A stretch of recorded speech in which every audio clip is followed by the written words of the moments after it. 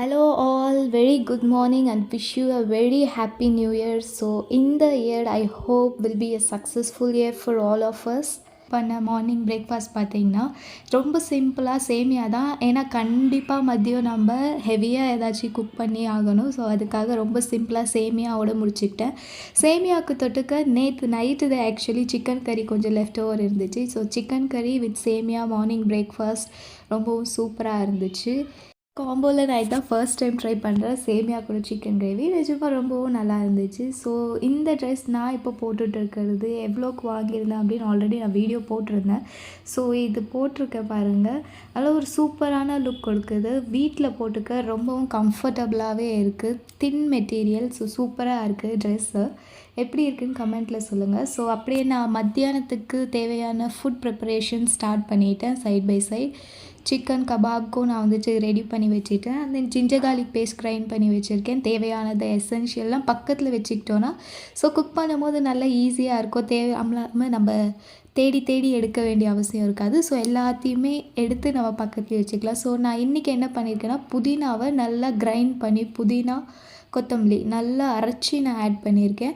So அது ஒரு நல்ல ஒரு நாட்டி ஸ்டைலில் இருக்கும் ஆக்சுவலி பிரியாணி. ஸோ அதுக்காக அப்படி ட்ரை பண்ணியிருந்தேன். ஸோ கபாப்க்கு அங்கே ரெடியாக இருக்குது. இது பிரியாணிக்கான சிக்கன் வச்சுருக்கோம். ஸோ இப்படி தான் வந்துட்டு நான் இன்றைக்கி பிரியாணி ப்ரிப்பேர் பண்ணியிருந்தேன். ஆக்சுவலி அவுட்புட் ரொம்பவும் சூப்பராக வந்துருந்துச்சு. நீங்களும் ஒரு முறை ட்ரை பண்ணுங்கள். இல்லை இன்கேஸ் உங்களுக்கு இந்த ரெசிபி தேவை அப்படின்னா எனக்கு கமெண்ட் பண்ணுங்கள். கண்டிப்பாக நான் உங்களுக்கு அப்லோட் பண்ணுறேன் ரெசிபியை. ஒரு நியூ இயருக்குமே ஆக்சுவலி எல்லோரும் ஒரு ரெசல்யூஷன் எடுப்பாங்க. லைக் இந்த இயர் நான் இது பண்ணியே ஆகணும், இல்லை நான் சேஞ்ச் பண்ணியே ஆகணும் அப்படின்ற மாதிரி ஒரு டிசிஷன். ஸோ நான் இந்த இயர் ரொம்ப உட்காந்து யோசித்து என்ன டிசைட் பண்ணியிருக்கேன்னா, நான் ரொம்ப ஆக்சுவலி ஓவர் திங்க் பண்ணுவேன். சின்ன விஷயமா இருக்கட்டும், அது ஏதோ ஒன்று மண்டையில் போட்டு யோசிச்சுட்டே இருப்பேன்.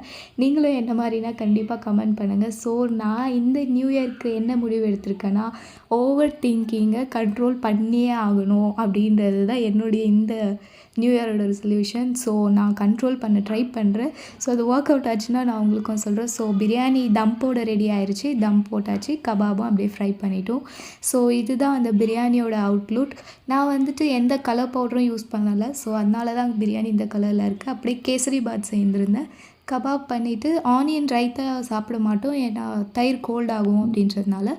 ஸோ பிரியாணி பண்ணிவிட்டு கபாப் ஆனியன் சூப்பரான ஒரு ரவா கேசரி பண்ணி சாப்பிட்டோம். ஸோ சூப்பரான ஒரு லன்ச் மெனு இன்றைக்கி. ரொம்ப ஹெவியும் இல்லை, ரொம்ப சிம்பிளாக இல்லை. ஸோ நியூ இயர்க்கு ரொம்ப அருமையாக இருந்துச்சு.